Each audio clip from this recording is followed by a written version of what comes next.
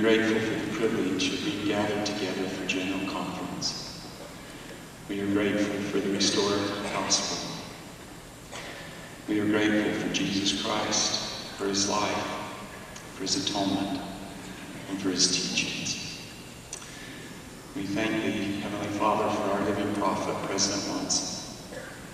We love him and sustain him. We pray for him and his counselors and the 12 apostles.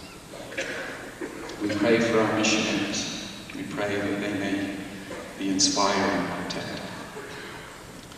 Today, we also pray for those who will participate in this session. We pray that they may have thy Spirit to be with them. We pray that our hearts and minds may be open. We pray that we may learn. We invite thy Spirit to be with us. In the name of Jesus Christ.